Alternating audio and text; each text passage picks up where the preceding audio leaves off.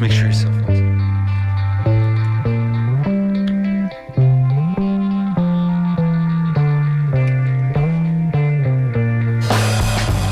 And good morning and welcome to The Skinny for Friday, January 3rd, 2025. It is a new year and we're happy to be back here. I'm Mitch Perry, the senior political reporter for the Florida Phoenix, back after being home in San Francisco for the holidays. Welcome back, Mitch Perry. Yes, that's the voice of independent journalist Ben Montgomery. Ben, great to see you. Good to see you. Our colleague, Ray Rowan, will be here with us shortly. Ray's actually working. He's literally on assignment right now with Creative Loafing. That's how we do it. Yes. Sometimes we are work our working way reporters. right in the door. So, Ben, Happy New Year.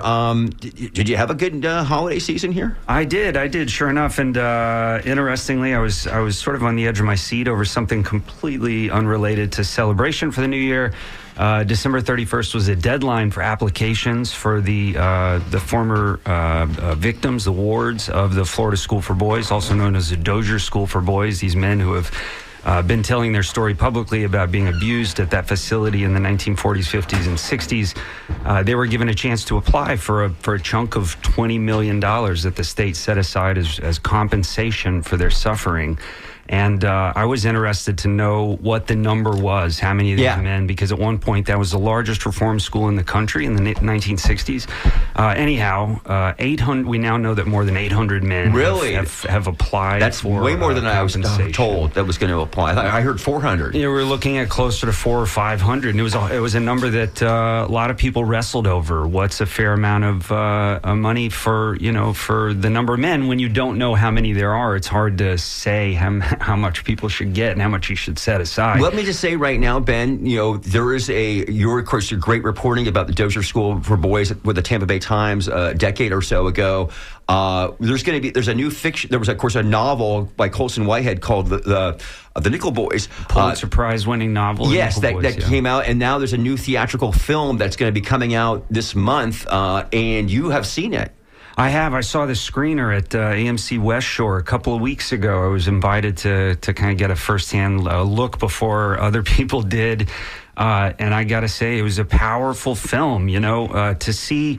First of all, to see the sort of the nonfiction that I and many other reporters had been working on, kind of presented in fiction form in the book "The Nickel Boys" by Colson Whitehead, which won the Pulitzer Prize, was one thing. It was so interesting to see somebody get inside the heads of some of the kids who might have been there, and but to see that presented on the big screen.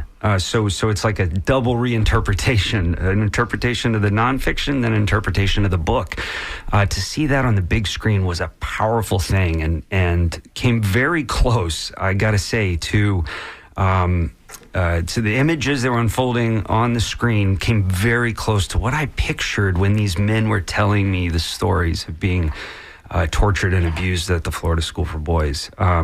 It's a powerful movie. It made me hurt physically, and I've read a lot of the criticism about it. And it's Richard Brody from The New Yorker is calling it the best movie of 2024.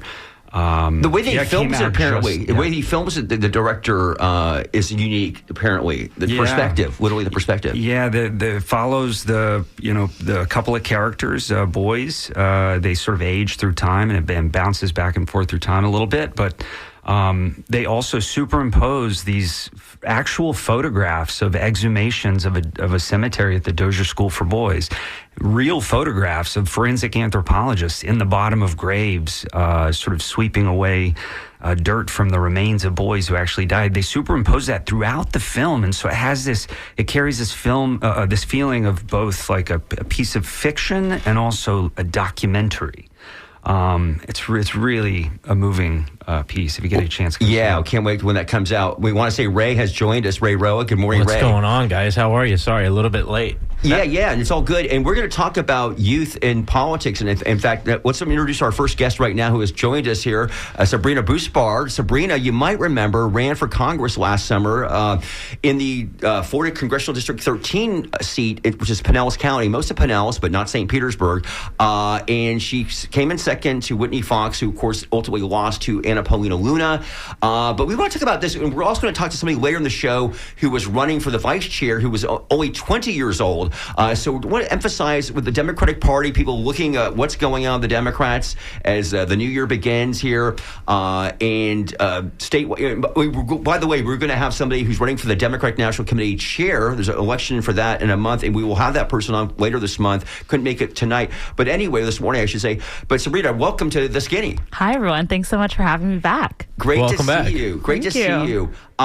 Sabrina, so much I want to talk to you about, but basically, let me just bring up this thing about the youth vote, because we all know when looking at the election, Donald Trump basically did better with so many different groups than he did ever before, and Kamala Harris did worse, frankly, with a lot of Democratic groups, including the youth vote. Let me bring this up here. This is from, according to the Tufts University Center for Information and Research on Civic Learning and Engagement, turnout from voters aged 18 to 29 was down between 10 to 12% from 4 years ago. And that coincided with a shift in favor of Donald Trump, whose support from young voters is up 10% from 2020. By contrast, in 2020, President Joe Biden won the young white male demographic over Trump by 15%. 4 years later, Trump reversed that margin, winning among young white men across all races by 14% compared to Kamala Harris, and his lead doubled to 28% among young white men specifically. So in your case, looking at this whole thing, the election, you were, of course, a Joe Biden person. You worked, we should tell people about you. So you worked for you actually campaigned for Joe Biden, 2019, 2020? Yes, in Iowa. I was one of the organizers there. And then you worked in the administration. Yeah. Tell us about that. So I was at the Department of Health and Human Services doing COVID-19 response.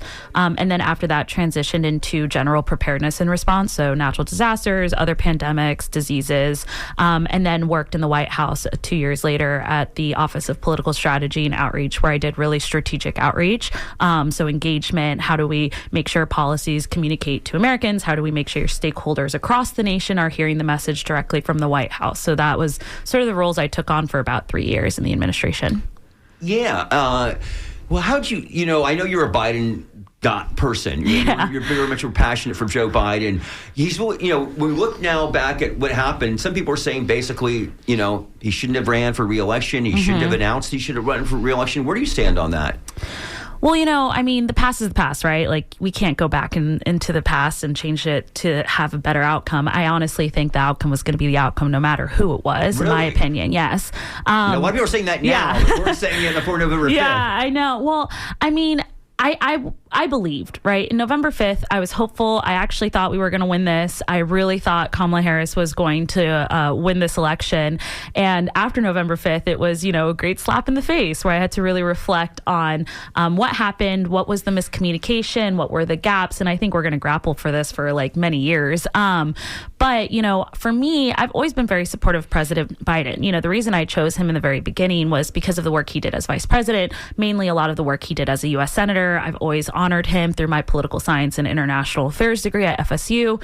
And so for me, it was more of a personal choice that I've seen how his work ethic is for the middle class and how he's really about doing what's best for all Americans. So that was a message that attracted me to him in 2019. And when he decided to run for re-elect, I wasn't really surprised by it. You're a president who's doing great work. You're passing the bipartisan infrastructure law, which not a lot of presidents have been able to do. You're passing the Inflation Reduction Act, the Chips and Science Act. I mean, the list goes on, right? Of course, you're going to want to think about rerunning and trying to finish the job, as he said in the beginning. So I was very supportive of it. And of course, after the presidential debates and the outcomes that we saw from how the American people were feeling, from how younger people were feeling, I respected his decision to step back and support Vice President Harris. I still agree with that whole scenario we had. I think it was the first time we saw Democrats actually take a risk and go for it. And so for me, when it comes to President Biden, I was behind him all the way. I respected his work. I respected his work ethic. Ageism is a thing we don't talk a lot about. If you believe you are capable of doing the job, especially as a young person, I always say it's sort of interesting seeing both ends of the spectrum. You should respect that person because they believe they can still do it. And so for me, that's why I was very supportive of President Biden's decision to run and then also drop out and support Vice President Harris. So I sort of stood on the Biden side, really, because that's just where I come from. That's who I am. I'm a firm believer in his work ethic and the work he's done for Americans. I think at the end of the day, we did everything we could. And that's why I believe that if it was President Biden or Vice President Harris or someone else, we were still going to lose. Yeah. You are, excuse me, guys, I'm going with a question here and you guys jump in. You're half Latina and half Arab, is that correct? Yes. Yeah. So looks like you're a Latina side, if you will, because now there's a lot of talk about Latino men, but, right. you know, the Latino vote, Hispanic vote has not just 2024, but 2022, we saw this in Florida, and more nationally, is moving to the Republican Party overall. There's a lot of writings about this, a lot of stuff going on about that. What are your thoughts about that? Well, I've always known we were losing the Latino vote since like 2018. As a Floridian, as a Colombian, as someone who has tons of family in Miami, you know, when I organized for President Biden, I also was in Miami-Dade for the general in 2020. And so I started seeing the transition in 2018 when I noticed Republicans started investing into Latino communities and Latino messaging. And by 2020, when I was working in Miami-Dade, I sort of saw it with my own eyes. Every radio show I turned on, I would hear ads. Every TV I had on, I would see ads. Spanish language? Spanish language. Donald Trump, very pro-Donald Trump, very pro-Republican. You know, they were really good at targeting Democrats as socialists and that we're going to take them back to the way Cuba or Venezuela or whatever you might want to sort of compare their countries to. And myself, I have cousins who voted for Donald Trump this election. I had cousins who voted for Donald Trump in 2016. Did they change their mind in 2020? Yes, they did. But it was very fascinating to see my cousins go through sort of the phases as well within my own family. And I've always been saying this, that Democrats needed to invest more money into Latino communities, into Latino messaging, into combating the socialist narrative that the Republicans have really won with in Florida. And, you know, I see it more from a Florida aspect, right? Yeah. What's going on in Arizona is completely different than what's going on here in Florida. And so for me, you know, I've always felt we were losing the Latino community. So I was not surprised by this election when I saw Latino men were turning out for Donald Trump more than for Democrats in general. You know, I was not surprised when I saw Latinos in general also move the spectrum. I mean, when you think about it, almost every demographic moved spectrums back to the Republican Party, which is just wild to think about. And so, you know, we have a lot of work to do when it comes to Latinos and like the messaging that we really need to like hammer down there. But it's not impossible. It's just going to take time and it's going to take investment. And I think that's going to be like the problem these next 8 to 10 years we're going to see is how are we going to get the investment necessary to change the messaging and to really get to the communities, especially Latinos in South Florida, to show them that Democrats are really trying to work for them and make their lives better too. When some of the Monday morning quarterbacking and the in-camp criticism of the Biden campaign was that they didn't do a good job of interpreting some of the big legislation that he directed to the American people. Many of us don't know.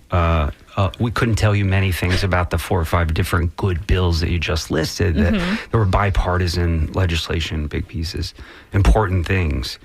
Do you feel like that's a fair criticism? I mean, these are things you worked on directly.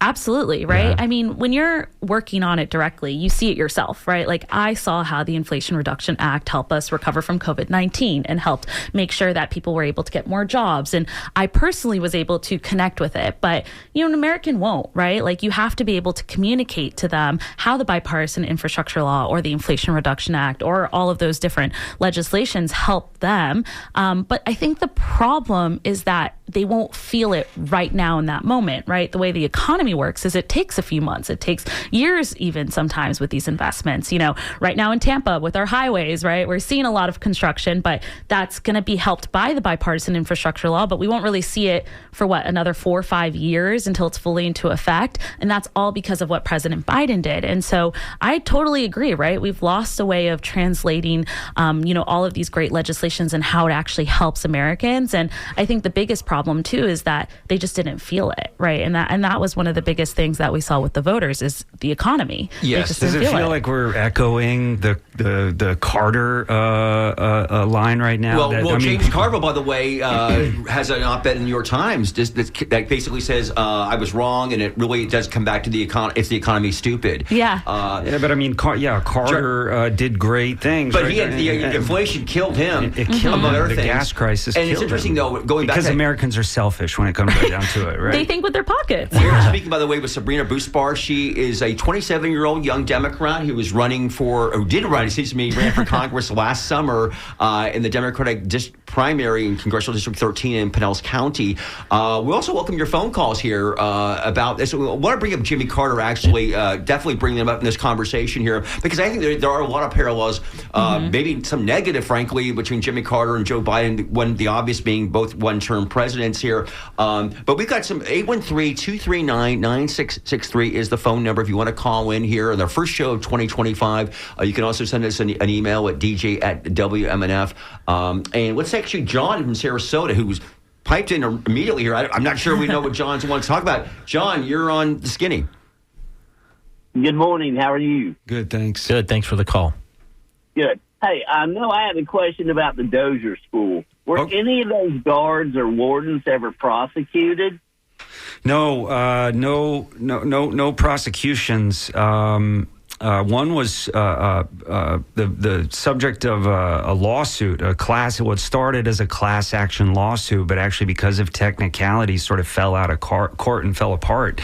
The state, after a thorough forensic investigation, looked very closely for any evidence of the two crimes that would have been prosecutable 50 years after they occurred, which was capital murder and capital rape, the rape of a kid under the 12 or younger. And there was no substantial evidence that could have been presented at a trial that would have been charges against anyone living. So that's the end of the story in terms of criminal prosecution at the Dozier School. Thanks for the call there. Unbelievable. That is absolutely unbelievable. Yeah. The other quick question is there any way you can find the name of those guards and wardens? Oh yeah, we've known the name of many of them. There were state employees, so their employment history is often public record. The problem is many of them are dead, and and it was a case where the closest they got in terms of forensic analysis, the closest they ever got to proving that a kid had died was they found a ball, a metal sphere that was consistent with buckshot in what would have been the abdomen area of one of the boys. But he had been dead 60 years at that point, and you couldn't prove who did it. Yeah, right. Who did it, or even that was in fact a bullet. Yeah. So, all right, thank you. The other thing, I don't know if you guys ever been around that area, around Sneed, Mariana, anything like that. Oh yeah, those people are from a different place. Thank you for the phone call, John. Let's go one more call, and then we'll go back to Sabrina and talk about Jimmy Carter. I do want to bring him up here. Wes in Tampa. Wes, you're on the Skinny.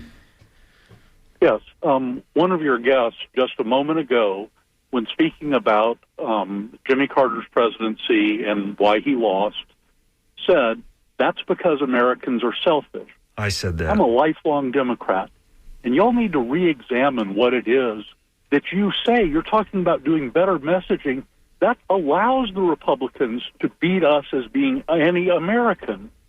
You need to look at the things you're saying. Sorry, that wasn't a guest. I'm sorry, that wasn't a guest. That was me. That was Ben Montgomery. I'm a host, and I said that sort of facetiously, but I understand that. But you've got to look at the messaging you're putting out. You allow the Republicans to beat us over the head with this claim that we're anti-American, and it's a mistake. It's a colossal mistake. Fair point. I think that's a good point, but I think another point and thank you for the call that we should make is, Wes, appreciate it. Here as the host, we're not on any side or trying to massage the messaging for anybody. So that's a point. Mitch, before you get into Jimmy Carter, can I ask you a quick question about Florida, Sabrina? Mm-hmm. You ran in this primary that was arguably one of the most qualified fields out there between you, Liz, and Whitney. There was a lot of optimism about the race once it all shook out against Anna Paulina Luna, but after election night, the numbers really were a little bit devastating. And across Florida, continuing to do this armchair quarterback thing some months after now, how are you feeling about Democrats' chances in Florida? The leadership that we have, we're going to talk, a little bit later about Democratic leadership, but what are we doing in Florida to get young people voting, to win back some of those Latinos that you were talking about, maybe to win some elections here or not lose by such wide margins? Yeah, we were all shocked, right? Mm-hmm. Seeing how Florida went really red, even in the District 13 seat. That was a 10-point deficit. 10 points. Luna won by 8 points 2 years ago. Yeah. And and it's a great question, Ray, because and when you guys were here and we did the debate back in July, that was my favorite debate. I thought it was the most substantive thing. Yeah, we had a great time. And I said this to your party chair, former party Jennifer Griffith. I'm like, why are those folks think that they have a chance to win? And I don't mean to be cynical about it. You need to have people believe they can do that. Right. It's just that CD13, which is like a lot of the state now, is. Again, that was a classic case. That district, or Pinellas County overall, went with Joe Biden in 2020 by a little less than half a percentage point, but it won for Biden. It's been a classic swing county for decades. And it went, I think for 5 points roughly, the county itself. But yeah, Luna beat Whitney Fox by 10 points. You were shocked by that. Yeah, I was, right? I mean, and I think it really correlates a lot to the national results if you think about it, right? Like, we had expected women to turn out a lot for the Democratic Party, but there was this feeling that, okay, well, President Trump, before the election came out saying that he would veto a federal abortion. So maybe people felt, okay, the abortion ban is not as hurtful or damaging as I thought it was. So maybe I can go and vote for President Trump because I really care about the economy right now. And I feel as though I'm not, making a living out of what I'm working with right now. And so I think, we saw women also change and lean towards the Republicans. We also felt as though those undecided voters, which we were talking about for months during the election cycle, would go to the ballot and change their vote to Democrats, because in that moment they would realize that, President Donald Trump or Anna Paulina Luna are these people on the other side of the spectrum. I mean, super extreme, right? They're not just Republicans. The political spectrum. Right, political spectrum. And so we had assumed or thought or were hopeful to think that people would go with the Democrats because the Democratic messaging was middle class, helping people, protecting women's rights, all of those kinds of positive pro-democracy narratives.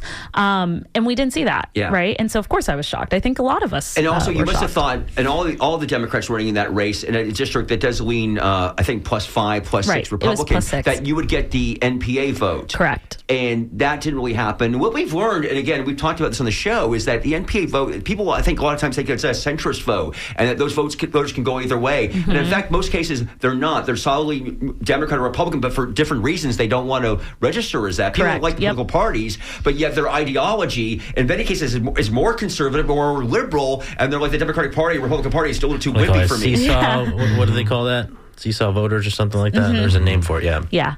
I mean, yes, right? The NPAs were a part of the conversation. Young people, Latinos. I mean, we just saw everything shift. And so that's why I was shocked, because I wasn't expecting that shift, right? With the messaging we were seeing from Vice President Harris's campaign to the positive messaging we were seeing with the FDP chair. And, Whitney was running a great campaign as well, right? We really thought not just in this district, but in the state of Florida, it was always going to be red, but maybe not that red. Right. So when you ask about, the future of Florida, we have to come up with a strategic plan here. We need not just a 2 to 4 year situation. We need a 10 to 20 to 30 year plan. And I know, Chair Fried has talked about how she has a 10-year strategy and she's running for re-election and she really wants to get started on something like that. And I think, that plan needs to target, how are we talking to Latino voters? How are we talking to young people? How are we talking to white men, right? You mentioned in the beginning, Mitch, a lot about, how white men really shifted in comparison to 2020 with Donald Trump and Joe Biden. And so I really think for us, it's going to take a while here in the state of Florida. I don't lose hope, though, right? One of my favorite quotes is, success is not final, failure is not fatal. It's the courage to continue to it's the courage to continue that counts, right? And so for me, it's that last phrase, the courage to continue, that counts. And in Florida, we really, as Democrats, need to focus on that no matter how many times we keep failing, we just have to keep going, and we have to put a strategy forward that will help us win. And so for me, that's Democratic leadership, and that is really just investing in our future here. That is the voice of Sabrina Buspar. She is a young 27-year-old who ran for Congress last year in Pinellas County. We're talking about the Democratic Party here in Florida and nationally, how they pick up the pieces. Let's see, we've got a listener calling in, or writing in, saying, I like that Maxwell Frost is a young person who won a congressional seat, actually just reelected in November. Could your guest borrow his toolbox for victory? And he also writes, I'm tired of the Trumpsters. When can we deprogram them? Well, see, now some people say that's an interesting district that Frost is working in. Just wrote in, so that is demeaning, et cetera, et cetera. But I will say this before you answer, Sabrina, and that is, I do think that going nationally, the Democrats a lot of their messaging has been, we're not Donald Trump, going back to 2015, because he is so, quote unquote, abominable and, quote, deplorable voter, and all that. That is no longer obviously worked very well this past year. And I think that is something that people in the party, I hope, appreciate. Because you got to have more than that. And I know there is. Like you said, there's policy, but there's also... anyway, I'm sorry. It's going to be weird because there's going to be like another Donald Trump, and the Democrats will have to resist that tactic. Again, we're not that guy or girl. I hate to break it to you, but MAGA's not going anywhere. Right? MAGA is the Republican Party now. That's what this election showed us. When you look at the congressional results, when you look at the Senate results, when you look at the president results, it's not going anywhere. It is now a part of the Republican Party. And so for us, it's how do we actually talk to them? How do we reach out to them? I think we need, and I agree with the other person who just mentioned, we don't need to be anti-American. We need to be pro-American, but we need to talk about what does pro-American mean? And that's where I really, wish President Biden's administration, us would have emphasized a little bit more is that whole, we're working for the middle class. Think about COVID-19 recovery. We really got into this administration. We worked so hard to get the country back to where it is. When you look at countries across the world, we are doing the best possible. And so, communicating that is what we really need to get down to. I think also when it comes to the messaging around anti-Donald Trump, we need to throw that away. It needs to be gone. We need to talk about the economy. We need to talk about what does it actually mean to be voting for a Democrat. I think a lot of people have different thoughts about what Democrats are and what we stand for. And I think that happens internally within the own party, right? Is what are we? What do we stand for? And, when I really was thinking about losing the white messaging with younger men, specifically young white men, I thought to myself, what messaging do we do for young white men? And I couldn't really think of anything, right? We had been leaning so much on reproductive rights and women's rights, which we should, right? It is important. We've been really leaning on, LGBTQ rights and all of the different demographics and minorities. And I think that is the Democratic Party, but we also should be talking about what we're going to do for young white men. What are we going to do for young people? Right. And to me, Kamala Harris, Vice President Harris, did have that messaging. She was talking about giving tax credit for first buy owners for homes. And so, I think we just didn't really narrow it enough for younger people to really think, okay, this is the difference between Donald Trump and Vice President Harris. We're going to go to another younger, I'm sorry, Ben. Well, I was going to say, speaking of young white men, David Hogg, a survivor of the Parkland school shooting turned gun safety advocate, has launched a bid for one of the DNC vice president positions. Yeah, vice chair. What is that inspirational? Is that, that's the move in the right direction, you think? Yeah, so we all know each other, right? I know Jaden's about to be on, and so is David Hogg. David Hogg is running for the national vice chair position. But I do think younger people deserve a seat at the table. I know someone mentioned Maxwell Frost's toolbox. Him and I had several conversations during my race, and he did help out. And, it's tough when you're young, right? We have to raise money. And how are you expected to raise $1 million when you're 26 years old, right? Let's talk about that. And also at the same time, a lot of the questions you get is, are you experienced enough? Right. What makes you qualified? And people have this understanding that you need years and years and years of experience. But in reality, I'm a firm believer Congress should really look like America, right? It should be representative. We have a lot of people I think the middle age of Congress is 65, 55 years old, 60, something like that. And so, and they're making decisions on the behalf of young people that are going to impact our future.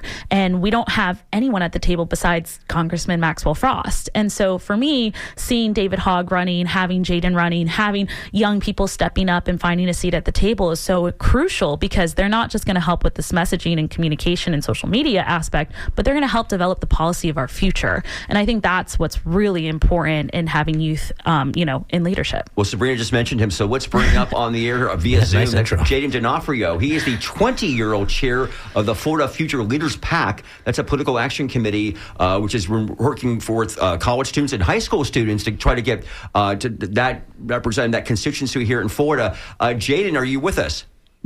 I am here. Thank you so much for having me, Mitch. And shout out Sabrina. Big Sabrina fan here. Just want to Hey, Jaden. All right. Well, great to have you here. We're having you on here. We could just talk about the fact that you raised over $1 million with the Florida Future Leaders PAC last year, which is pretty amazing as a 20-year-old. But also now you're going beyond that. You're now running for the vice chair of the Florida Democratic Party. That's the position right behind Florida Democratic Party Chair Nikki Fried, who is currently running unopposed, we should say. So first question for you is simply, why do you want to be the vice chair of the FDP? Yeah, I mean, look, it's this state, we have so much work to do. And my biggest philosophy is essentially we have to build the next generation of leaders, candidates, and voters for the Democratic Party here in the state. And, for me, when I look at something like that and the work that we were able to do this year through the Florida Future Leaders PAC, I think there's a real availability to do it. Our Democratic Party is down about 1.2 million voters to the Republican Party in this state.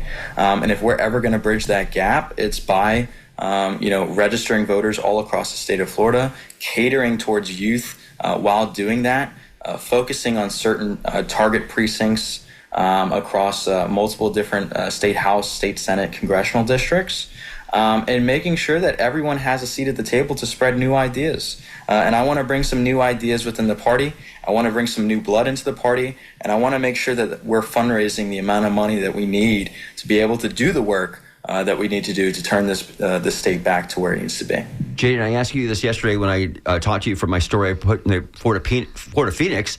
And one of the questions I asked you was, I know you're going to be hearing from some folks, and Sabrina mentioned something like this too, which is that you're 20 years old, you're too young, you're too green, you're too raw. How are you qualified for this position? So I know you're ready for response, so tell us. Yeah, I mean, I love when people bring it up because all I ask them to do is, look at the record. Look at what we were able to accomplish this year. We produced record-breaking turnout on a number of Florida colleges and universities, and basically every single one of our target districts that we promised to be involved with. We raised over $1 million, which is the most amount of money from any student PAC that I've ever heard of.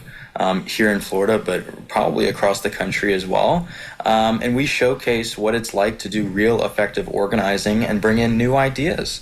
And so, even if that doesn't matter to you, what I ask everyone to do is look towards the future. The future of this party is very important to all of us, and the future of this country and this state is very important to all of us. And if we're not letting, new blood and new ideas and our younger generation to sit at the table and help steer the ship, then what are we doing? We have to make sure that there's real availability for all of us to have a seat at the table and to allow that spreading of new ideas. And I think, for example, this race is one of those factors. It gives us a real availability to showcase the direction of this party in this state, and the only way that we're going to get out of this mess here in the state is by building towards the future.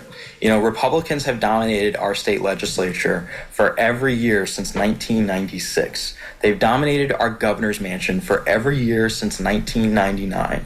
I want to see a change in how we approach things, and I hope to bring that to the table as the vice chair of the Florida Democratic Party. That is Jaden D'Onofrio. He's joining us via Zoom. He's the 20-year-old chair of the Florida Future Leaders PAC, who's now running for the vice chair for the Florida Democratic Party. And folks, and we got Sabrina Buspar also here, 27-year-old former congressional candidate. Want to read some text that we're getting from our listeners here, and you guys can weigh in on that.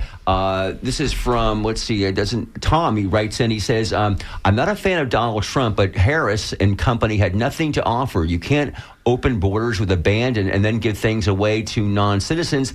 That's antithetical to my philosophy.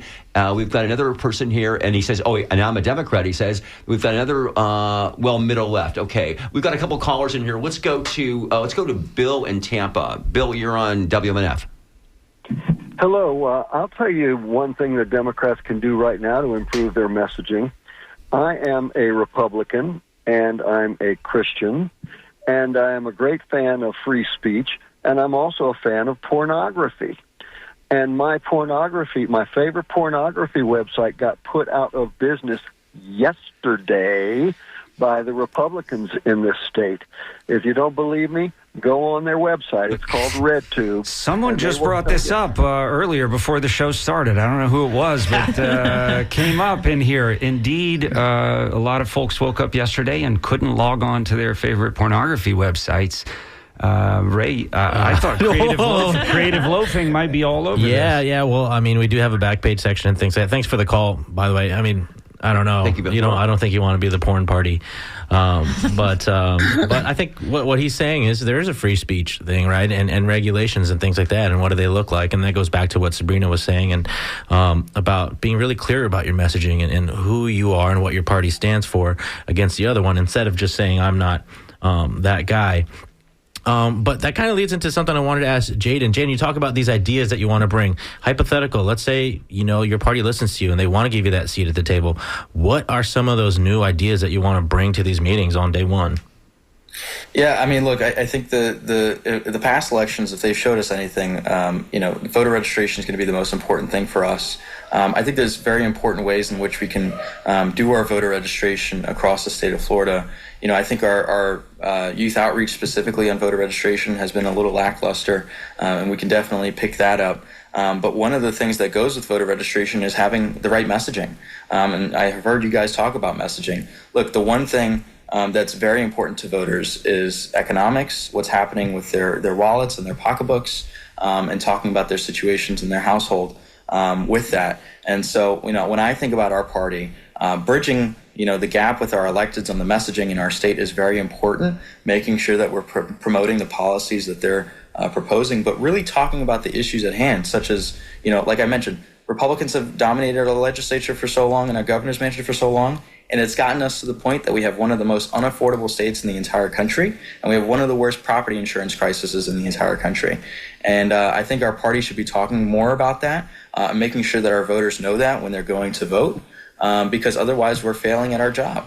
And it should be really the single-handedly most important thing that our electeds and our parties are talking about locally, because that's what our voters are feeling every single day. And so if we're not showcasing that to them, if we're not talking about that to them, then I think we're not doing our jobs correctly. Florida Dems 26, fixing the property insurance crisis. We're getting a lot of interesting feedback from our listeners. This is somebody who writes in and says, quote, "It's not a mystery. We are drowning, can't afford to buy a house, have kids. We are working more than one job to survive, while both parties are captured by corporate interest in the war machine, and they're proud to have millionaire celebrities endorsing them. Dems are tone deaf, and they are allowing fascism to rise."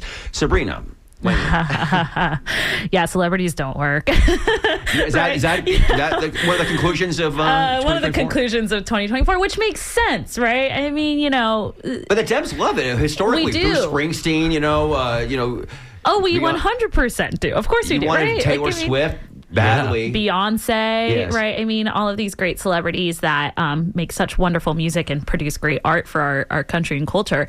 But yeah, no, I agree. I mean, there is a disconnect there, right? When you're just trying to work on the celebrities and the engagement with not just celebrities, but influencers, right? Like podcasts and social media and all of that stuff, you do lose the people. I'm sorry, let me interject here, because even James Carville wrote this in his op-ed, and he literally said, along with the economy, blah, blah, blah, he says, we got to do more podcasts. This became a big story. I don't even know about that. I don't want the hillbilly elegy for podcasts. And by the way, it's interesting, by the way, a lot of Democrats have said we have to have our own Joe Rogan, blah, blah, blah. Well, Joe Rogan, who was, really, I don't believe, very ideological, he was a big Bernie Sanders fan, by the way. And how the Democratic Party, handled Bernie Sanders going back to 2016. So anyway, but listen, I agree. We should be everywhere and anywhere, right? Like podcasts, social media, even with celebrities. I think the idea behind the celebrities is that, they have a big following. So if we can get them to message what the Democrats stand for, it can get to the people.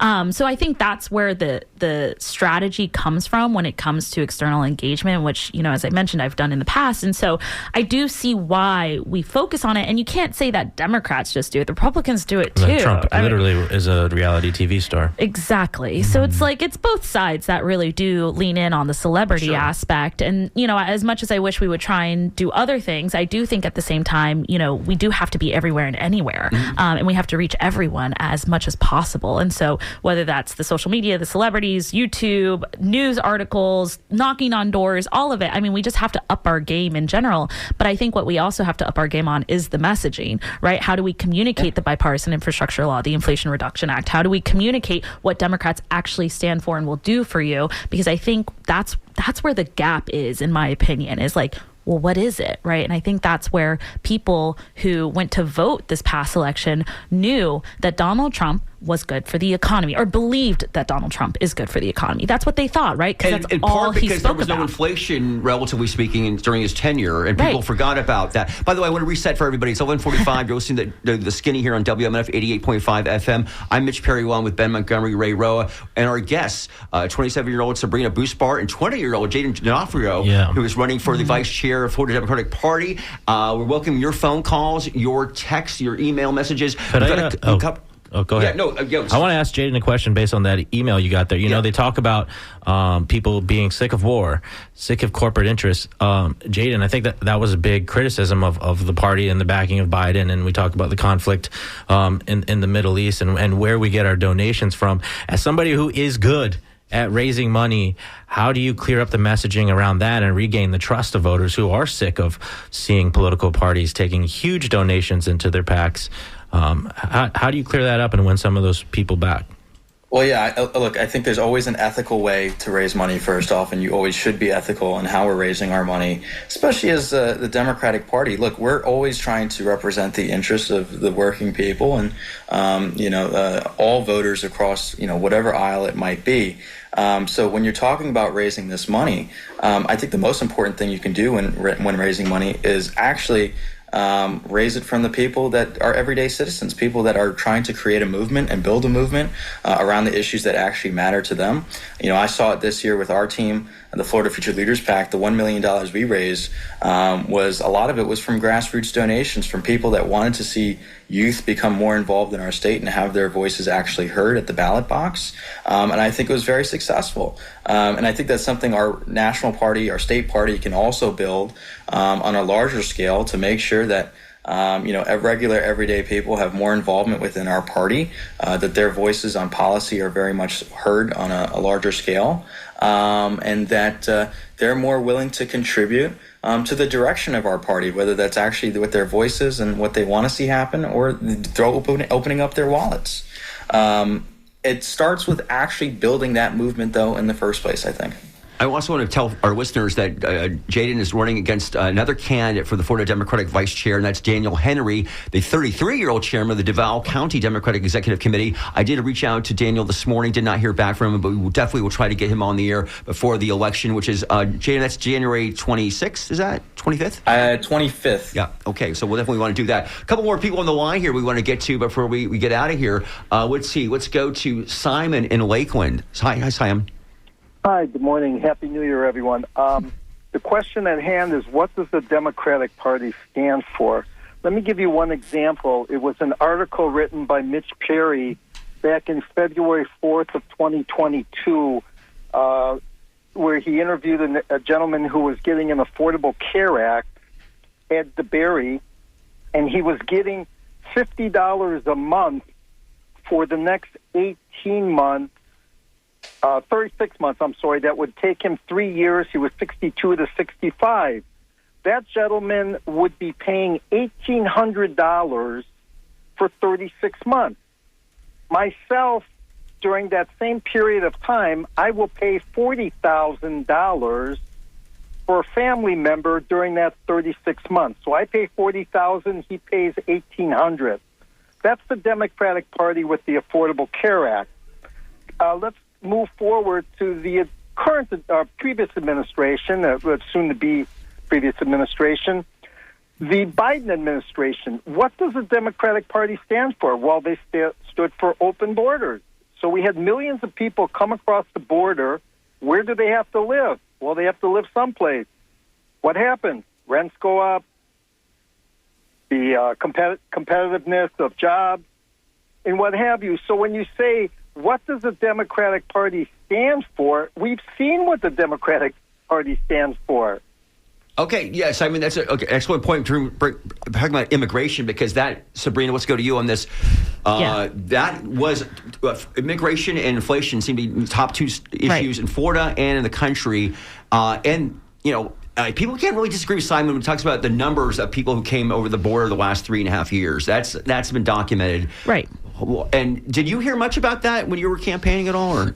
A little bit. Okay. It wasn't like the biggest topic, right? Because I was in a Democratic primary. Yeah, right. So, people, Democrats weren't really focusing on that. So we were talking about other things. Yeah. But I do want to say one thing about the competitive jobs, right? We have the lowest unemployment rate that we've seen, right? Yeah. In a while. And, we're seeing an economy that's growing 3% per year since Joe Biden has been in office. So I just want to say, that narrative that these immigrants are coming into this country and they're taking our jobs is not and accurate. they're taking our housing, I think, is also a lead. We have a housing crisis, but we had that before the last couple of years. Yeah, and if we have a housing crisis in the state of Florida, maybe look at your state legislator that has been Republican since 1996. Right? Mm-hmm. A lot of people don't realize that housing is a state issue. The insurance problems we're having is a state issue. And of course, our national government can try and come and help. But when you're electing someone like President Donald Trump, who really believes in the state's decisions, you're going to have these kinds of outcomes. Now, yes, do I agree that there have been millions of illegal immigrants coming through the border? Of course, we can't deny the numbers. But at the same time, this is where we're going to have to agree to disagree. As a daughter of immigrants, this country was built on immigration. This country was built on it. Right. So let's talk about that. So, I got to say, Paulina Luna, by the way, back when she was on in August, and that is, I was asking her because it seems to me that to get a not necessarily comprehensive immigration, because I know the first thing that there's going to be any legislation is going to be on the focus on the border. Right. But beyond that, which I think most people can agree on when it comes to judges, processors, yes, all the things that do to fix our system, it requires Congress and it requires both parties to agree on these things. 100%. And we have to really look at the core issue, and that is the system we have created when it comes to immigration. My mom has taken 15 years to get her brothers to this country. 15 years. From Colombia? She's doing it from Colombia. And she's doing it, quote, the right way. 15 years. If your life is at risk, if you are going poor, if you are starving to death on the streets, you're going to tell someone to wait 15 years to come to a country that will offer prosperity? Think about that, right? Think about your own family. Think about yourself. If you were in a country where you thought tomorrow you might die, you might be killed by your own government, you're going to wait 15 years to come to this country? I think that's where we have to really think about that narrative. And we have to think about, how do we actually find a way to fix the system to allow immigrants to come here in a good and effective and efficient way so that we're not seeing what we have at the border. And for me, that's a very personal matter, right? I also have family in Venezuela who had to flee. They were asylum seekers because one of my cousins really actually almost got kidnapped and killed. And so I can't blame those people for crossing the border. And we also have to look at the numbers. A lot of people believe that it's criminals or drug dealers. It's not. Right. It's a lot of children. It's a lot of women. It's a lot of families. And so I think what we really have to do, and this is another thing that when you asked Jaden that I thought, is as Democrats, we really have to hit back on the Republicans, because their messaging is a lot of mis and disinformation. It's a lot of manipulation, in my opinion.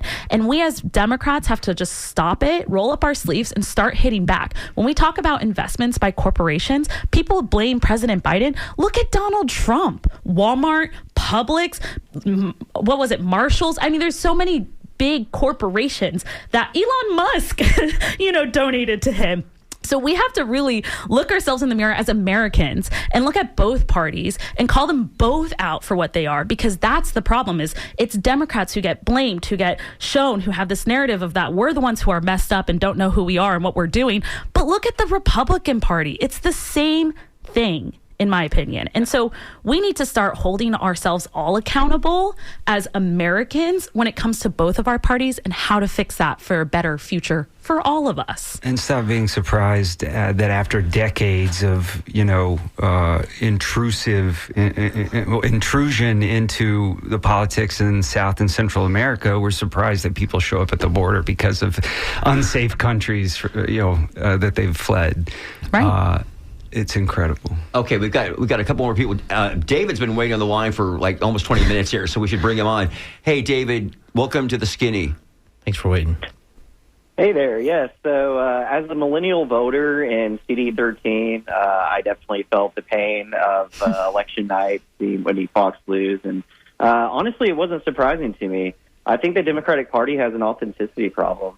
One of the things that you saw with the most recent presidential election was people turning away from Kamala Harris because she just sort of towed the line in the middle of the road for every issue. And we've seen that time and time again, especially with the Biden administration, trying to be bipartisan, trying to work across the aisle. When we see that Republicans are totally unwilling to work across the aisle, they have their own agenda, and they're willing to do anything to get what they want. And I think the Democratic Party and the politicians themselves need to be more aggressive, not just in the messaging, as we discussed, but also in policy, also in just using the power that we have and getting stuff done.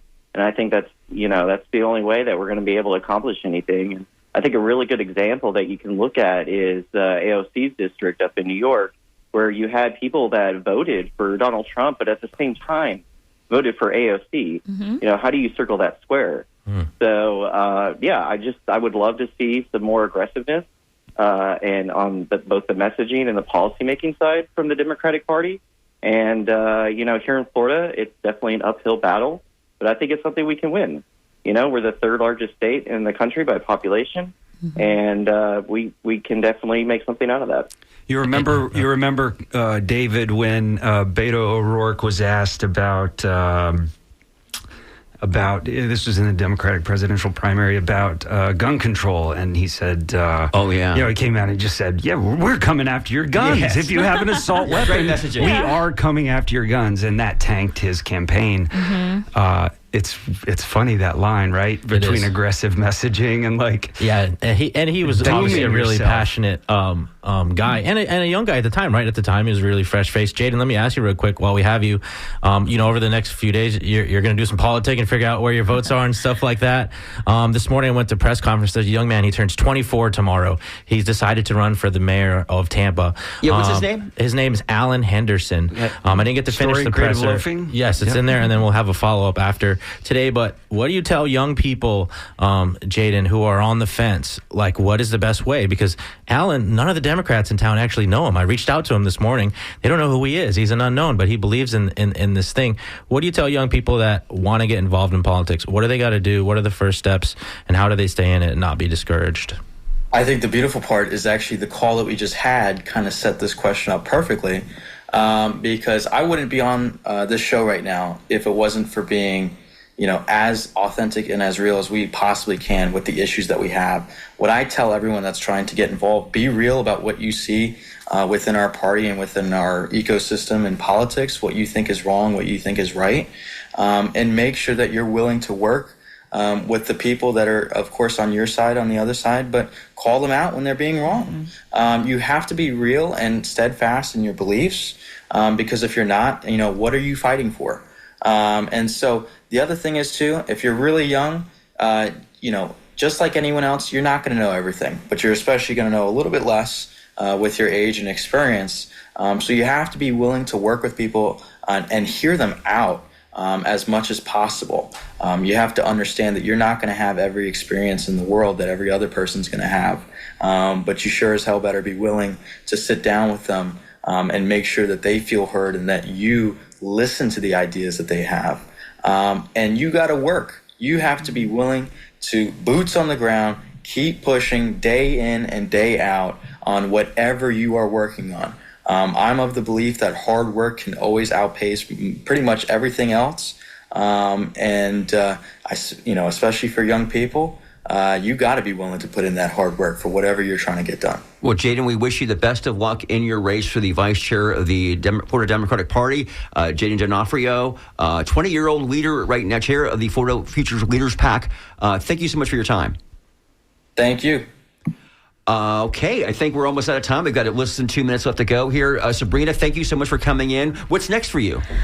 Well, we're figuring that out. I decided to take a big break after November 5th, and so I am now just coming up for air. You sound like somebody ready for another race. Yeah, I don't know about that. We got to, I believe working with Jaden and others is we have to really fix Florida first. And so that's sort of what I'm thinking of. How do I really make sure that the Democratic Party has everything I can offer and make sure that Florida starts to take a turn, whether that's in the next 2 to 4 or 8, 10, 20, 30 years, because this is my home. I was born and raised in Pinellas County. So, I definitely love it much. But I'm so happy, to have been here with you all. And to all the young people out there that are listening, please reach out to Jaden or I if you're thinking about politics or getting involved. My DMs are open. I'm always happy to help people who are thinking about running for office, like the mayor in Tampa. But, I really believe that it is up to all of us to step up and get involved. Thank you, Sabrina Boozbar, CD13. That was a great race. Thank you for being here, Jaden D'Onofrio. Good luck in your election. On behalf of myself, Ray Roa, Ben Montgomery, Mitch Perry, Skip Sassy on the boards, Irene Matthews on the phones. You're listening to WMNF Tampa. Thank you for listening to The Skinny. Joellen Schilke is in studio number 1, the hostess who loves you the mostest, and she will bring you art in your ear. Dave Decker is in the building also, Tampa photographer. Thank you for joining us today. Thank you so much for supporting this station. It means a lot, and we're looking forward to a really great, positive year and lots of exciting news. Happy New Year. Good to see you, Mitch. Yeah, great to be here. See you guys. WMNF Tampa.